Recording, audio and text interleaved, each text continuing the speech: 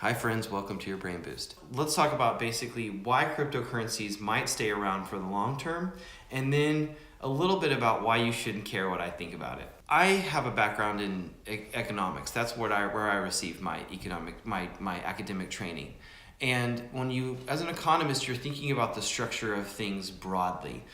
Here's a really good example. Whenever I think of structural economics, I think about Elon Musk, because when you look at, for example, why a company like SpaceX, which creates rockets to send into space, why that is an interesting company, it's not because like they're making a lot of money now or anything like that. It's because structurally, we needed a company like that. Pre-SpaceX, all of the rockets that were made to execute the plans of the United States space program, which was usually conducted through NASA, were done through the government. The government isn't interested usually in efficiency, they're interested in other things. So Elon Musk identified, if we're going to have a thriving space program, if we're going to be sending people into space, for example, we're going to need to dramatically lower the cost of rockets. So therefore, he was like, SpaceX is a natural occurrence. We need a SpaceX. In fact, if I don't create SpaceX, somebody at some point will, because it's needed. So I hope you can kind of see how that's an illustration of a structural need. How does that relate to cryptocurrencies? So I think that there are some structural flaws in the financial system as we know it. Most of the world trade, from what I see, is done in dollars. And this can be substantiated by facts. If you go, maybe you're watching, maybe you want to look this up, how much of the world's trade is exchanged in dollars. It's probably something like 80%, and correct me if I'm wrong.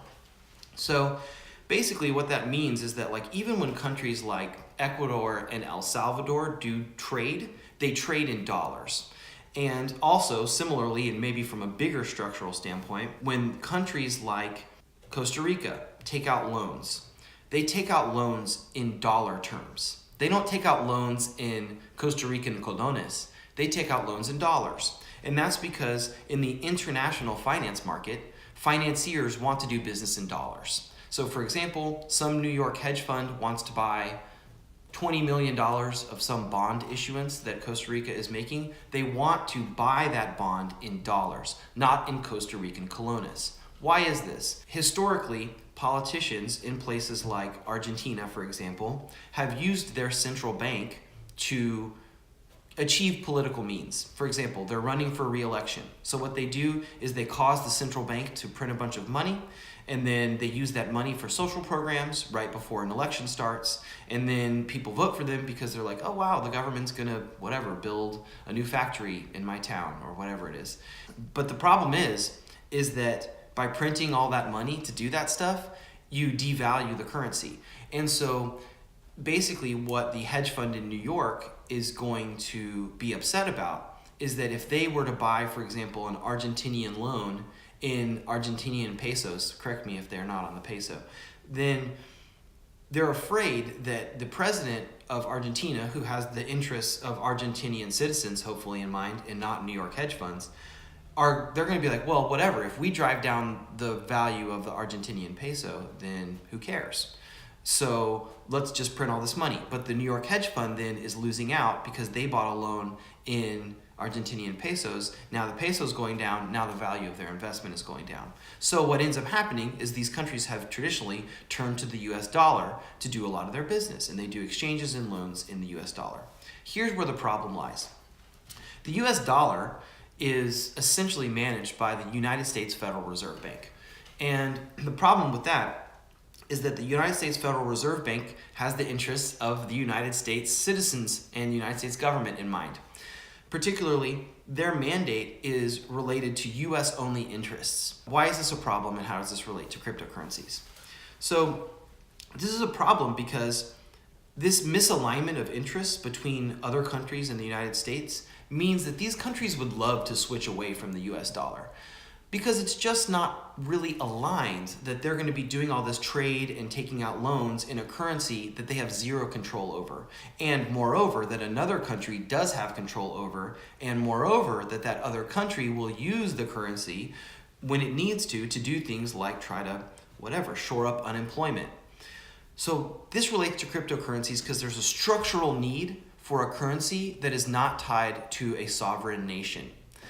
there's a structural need for an independent currency that is a medium of exchange that cannot be manipulated by a central bank. I noticed that the government of Switzerland is very supportive of cryptocurrencies. And I think this is an important signal. And that is because Switzerland as a country is primarily an actor on the global stage in terms of diplomacy and also in terms of financial stability. It's seen as a country that is a backstop for financial health. It's seen as a safe haven for people's money.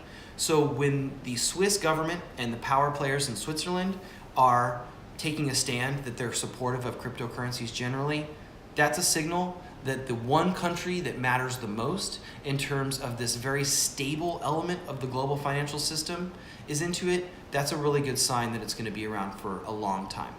Okay, so that's why for me, I think cryptocurrencies are going to be around for a very long time. Personally, I think cryptocurrencies are maybe about as big of an innovation as almost the internet. I don't know how long it's going to take for cryptocurrencies to really make things happen. Here at Eazl, we're going to start accepting cryptocurrencies in exchange for payment for our courses at some point. But the point is, when you know there's a structural need, you know that it's going to happen. People are going to be working on it. Why should you not care what I think about the specifics?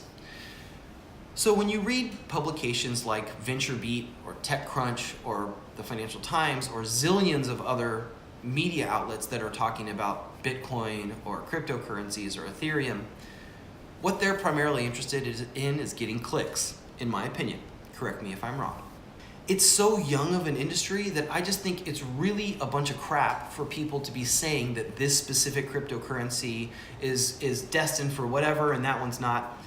We're in a time with cryptocurrencies like the internet was in like 1992. Which is that nobody really knows what's going to happen with cryptocurrencies. We're going to have to feel it out.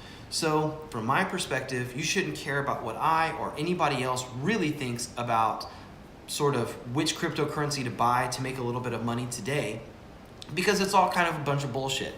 I will say that Ethereum seems to be building more towards the structural type of cryptocurrency thing that I mentioned earlier in the video, but really nobody knows what's going to happen with cryptocurrencies. So if anybody says that they know, I would challenge them on that. All right, so if you like this video, leave it a thumbs up, and I'll see you next week for another Brain Boost.